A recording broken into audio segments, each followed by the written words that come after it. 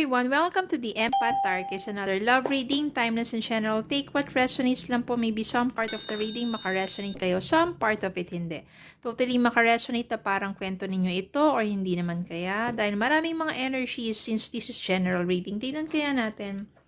Ano kaya sa mga panahon na to, ano kayang nasa isip at nararamdaman ng person mo, yung mga nais niyang sabihin sa'yo na hindi niya nasabi, gusto niyang sabihin, or kapag may pagkakataon na magkausap kayo, ito yung mga nais niya talagang maipahayag. Kung ano yung kanyang nararamdaman or nasa isip sa mga panahon na to towards you. Spirit guys, send me messages. Ano ba nais sabihin ng person nila? Ano yung current thoughts and feelings, yung mga nais sabihin sa kanila ng person nila? Spirit guys, send me more messages. Yan. Ano yung current thoughts and feelings ng person nila? Ano yung mga nais sabihin sa kanila ng person nila sa mga panahon na to? One more. Spirit guide. Okay. Okay. Yan. I wish I could take back my words. O sana raw, kung pwede lang mabawi ang kanyang mga salitang nabitawan, siguro mga masasakit na mga salita. I'm so attracted to you. So attracted pa rin siya sa'yo. I couldn't let you get close to me. Pero hindi niya, parang hindi pa pwede na maging close kayong dalawa. O mas maging malapit ka sa kanya. Dahil siguro, I can sense here, no, na medyo committed siya. Committed siya sa iba. Kung hindi naman siya committed sa iba, maaaring sigurong sa mga panahon na to, meron siyang priorities. Maybe sarili niya, pangarap niya, at ayaw niya lang sigurong masaktan ka. Kung hindi niya kaya magampanan sa relasyon ninyo, no, magiging relasyon ninyo, or naging relasyon ninyo. So, pero sobra attracted talaga siya sa'yo. Kaya siguro, nakapagbitaw siya ng mga masasakit ng salita para palayuin ka na lang sa kanya. O magkalayo na lang kayo para yun na lang yung maging dahilan mo na tuluyan na talagang lumayo sa kanya. Pero tignan natin ano pa talaga nangyari. Or ano pa ang nasa isip niya at nararamdaman niya sa mga panahon na to towards you. Ano pa yung mga possibility na pwedeng mangyari in the near future sa connection ninyong dalawa.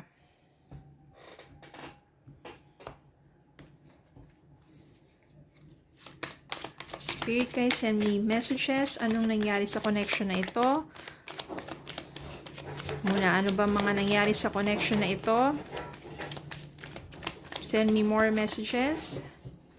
Ano ang nangyari sa connection na ito?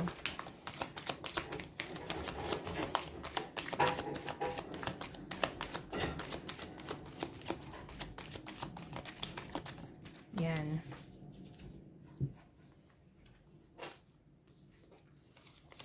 Ito ang nangyari. 5 of Wands. Complicated.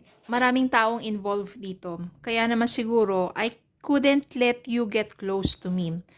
Yung mga involved dito, maaring person niya, currently, pwedeng pamilya niya na magulo at ayaw sa relasyon ninyo. Kaya mas naging complicated dito. Nag-aaway, nagtatalo, hindi maayos, conflict. Maaring ganun nga ang nangyari sa inyo. 6 of Swords and 4 of Cups. So, na nagkahiwalay kayo, maaring trinay na lang niya na mag-move on. Or maaring energy mo to. O parang trinay mo na lang mag-move on. Kalimutan siya. Kasi hindi nga nag-work. Pero ang totoo niyan, 4 of Cups, iniisip nyo pa rin ang isa't isa. Wala kayong ibang iniisip kundi ng isa't isa. Na kahit maraming tao dyan sa paligid ninyo, ini-ignore nyo yun because nakafocus kayo dun sa person ninyo at ganun din ang person mo sa'yo.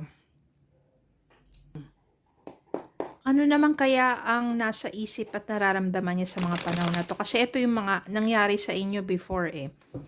May conflict, nag-away, nagtalo-talo, hindi maayos sa mga partido, trying to move on, siya pa rin ang iniisip, ikaw pa rin ang iniisip niya. Pero sa mga panahon na to, present, ano ang kasalukuyang nasa isip at nararamdaman ng person mo towards you?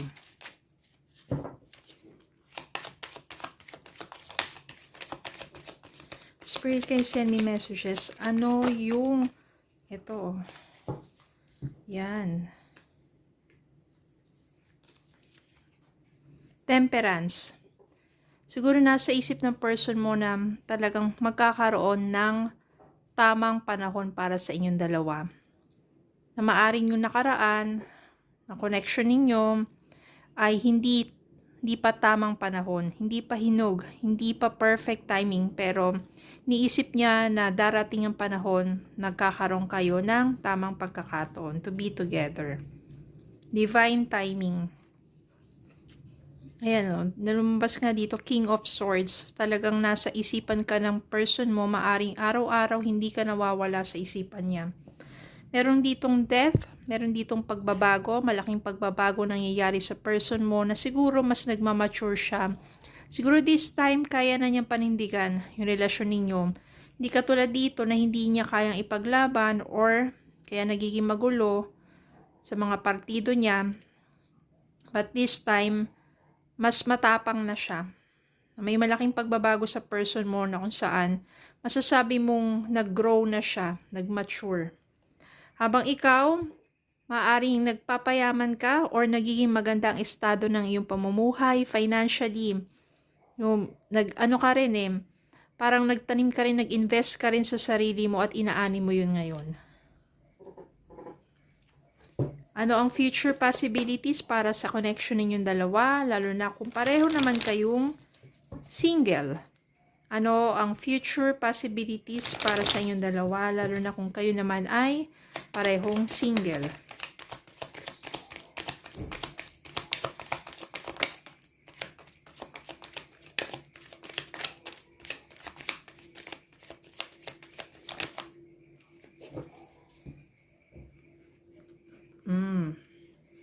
Ito ang future possibilities. Six of Cups.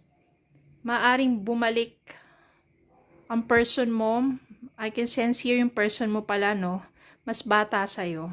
Kasi it keeps, yung returning the memories of the two of you. Talaga may feelings siya sa'yo. Kaya nga dito, I'm so attracted to you. At yung person mo, sinabi ko nga, nag-mature, nag-grow, lalo siya maging passionate. No, parang kung dati, kala mo parang napakabata niya para sa inyong dalawa, sa connection ninyo. Pero ngayon, mas hindi lang siya nag-mature ang isipan, pero masasabi mong pati yung ano niya, yung sa sarili niya, yung growth niya, yung inayos niya yung sarili niya at sobrang naging attractive na rin siya. Ganun siya. Ganun na itsura niya ngayon. Yung very charming, very passionate. In Queen of Swords, ito naman, ikaw dahil sabihin mo marami ka nang natutunan sa inyong naging relasyon, sa buhay, mas magiging, anuhin mo na yung sarili mo. Parang, you become more smart pagdating sa relationship, sa pag-handle ng kung ano-ano mga bagay. And kung alam nyo pareho na single naman kayo, bakit hindi? Diba? Kung nandiyan at nanunumbalik at nagkita kayo at nandiyan pa rin talaga yung sabihin mo, yung lukso ng damdamin and yung desire to be with each other. Yun yung nasisense ko dito. Malakas ang possibility dito na in divine timing, there will be reconnection. Tignan natin ang message para sa inyo.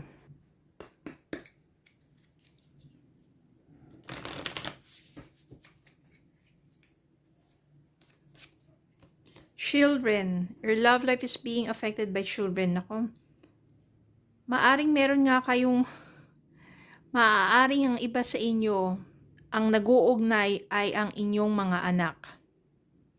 Nagkaroon kayo ng supling. Or maaaring ito ang mag-uugnay sa inyong dalawa. Sa inyong muling pagkikita at hindi nyo mapipigilan ng inyong mga damdamin. At ito ang magiging bunga.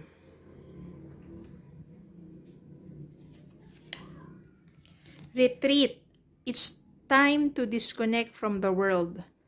So kapag ka nafe-feel mo na sobra ng mabigat ang iyong dinadala, disconnect from the world. Social media, ano man teknolohiya, go with the nature, travel, enjoy with the nature, mag-trekking ka, punta ka sa mga park, mas maganda, no? Kasi it gives you peace of mind and clarity.